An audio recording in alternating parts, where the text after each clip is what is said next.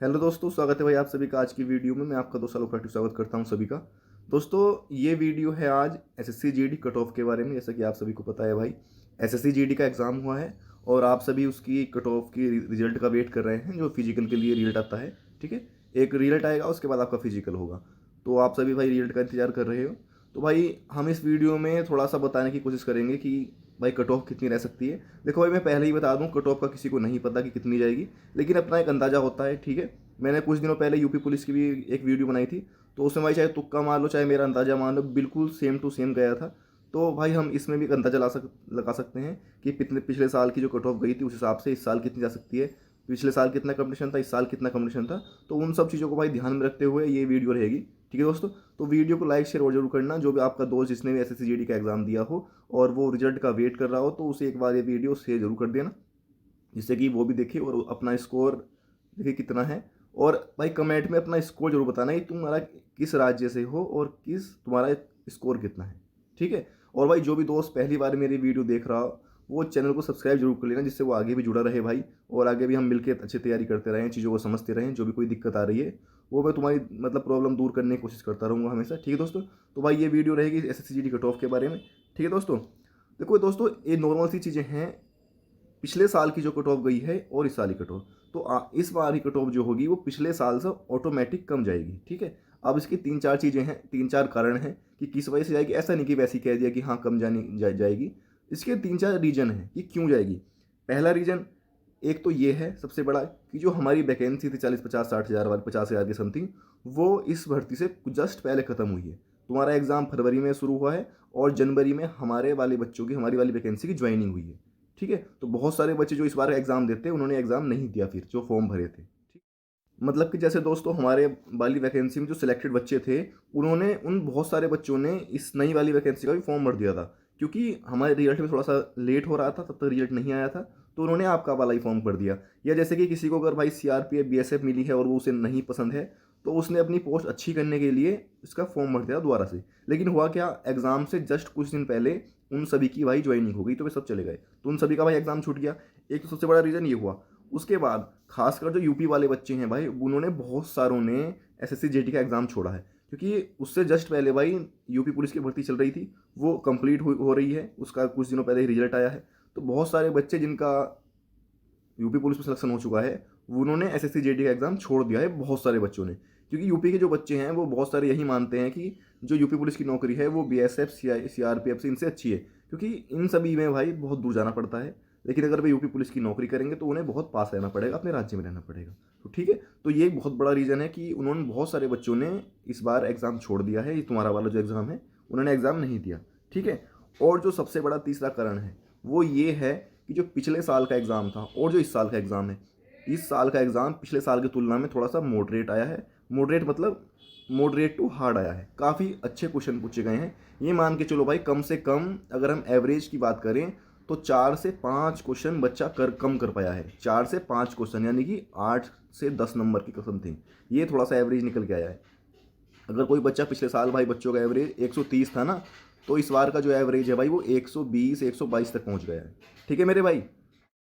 अगर दोस्तों हम एवरेज स्कोर की बात करें कि एवरेज स्कोर कितना रहा है, तो अगर भाई हम 2024 वाला जो रिजल्ट था, यानी हमारा वाला जो एग्ज़ाम था, अगर हम उसके एवरेज स्कोर की बात करें, तो उसका एवरेज स्कोर भाई जनरल वाले बच्चों का लगभग 120 के समथिंग बैठा था।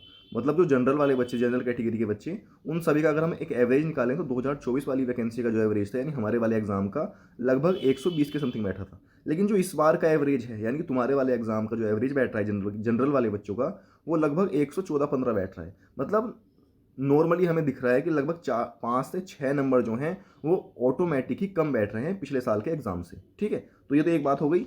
इसका मतलब सीधा क्या होता है, देखो, अगर हम बात करें कि हमारा जो बच्चों का जो एवरेज बैठ रहा है वो बैठ रहा है 120, तो कट ऑफ क्या है, ऑटोमेटिक ही 128, 127, 30 ऐसे जाएगी, ठीक है। यही चीज़ इसमें है। अगर तुम्हारा एवरेज ऑटोमेटिक ही 5 नंबर कम आ रहा है, तो जो तुम्हारे जो कट ऑफ गिरेगी ना, वो कम से कम 7-8 नंबर ऑटोमेटिक गिरेगी, ठीक है। ये एक नॉर्मल बात हो गई। जो तुम्हारी कट ऑफ रहने वाली है वो कम से कम 7-8 नंबर कम रहने वाली है, ठीक है। अगर हम भाई अब बात करते हैं कट ऑफ की कि तुम्हारी कट ऑफ कितनी रहेगी, ठीक है दोस्तों।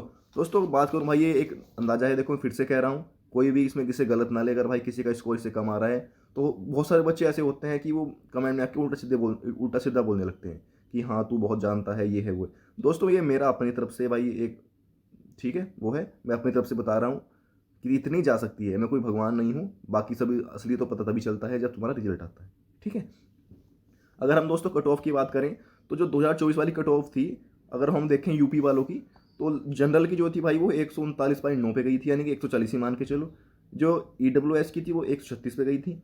ओबीसी की जो थी भाई वो 139.4 गई थी, मतलब जनरल और ओबीसी दोनों लगभग सेम टू सेम गए थे।